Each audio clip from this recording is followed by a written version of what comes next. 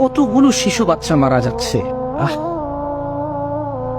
আচ্ছা, আপনি দেখেন তো ওই বাবার কি অবস্থা। সে তার বাচ্চা মারা গেছে এই জন্য কাঁদবে, নাকি বাচ্চাকে মাটি দিবে, মাটি খুঁজে পাচ্ছে না এই জন্য কাঁদবে?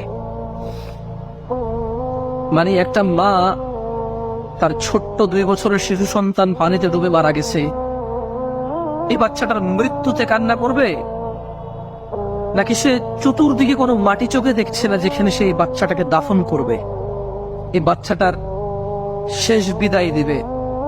ওই জায়গাটুকু নাই। মানে জাস্ট চিন্তা করেছি যে একটা বাচ্চা মারা গিয়েছে, তার বাবা বাচ্চাটাকে, আমরা ছোট বাচ্চাদের যেভাবে ঘুম পাড়াই ঠিক ওভাবে বাচ্চাটাকে নিয়ে দাঁড়ায় আসছে বেচারা।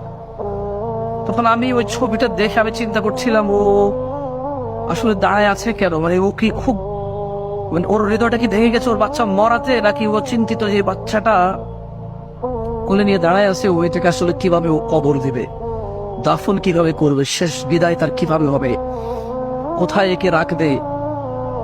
মানে মুসলিমদের যেই ধর্মীয় ইবাদত, যেভাবে একজন মৃত বিদায় জানাই আমরা, যে সম্মানের সাথে তার এই পৃথিবী থেকে আমরা তাকে শেষ বিদায় দিই, ওর বাবা আসলে ঠিক ওয়াল্লাহি, আপনি আমি বাচ্চা যখন কান্না করে, কান্না থামে না, মানে রাতের বেলা ঘুমাচ্ছে না, তখন যেভাবে এভাবে মাথাটা এখানে রেখে বাচ্চার ও করে যখন আমরা এভাবে নিয়ে রাখি, এভাবে হাত দিয়ে বাচ্চাটাকে এভাবে নিয়ে দাঁড়ায় আছে, কিন্তু বাচ্চাটা মৃত। আমি জানি না আপনারা দেখছেন কিনা, আমি জানি না আপনারা এটা দেখছেন কিনা, তবে আমি এটা দেখছি। হ্যাঁ, এটা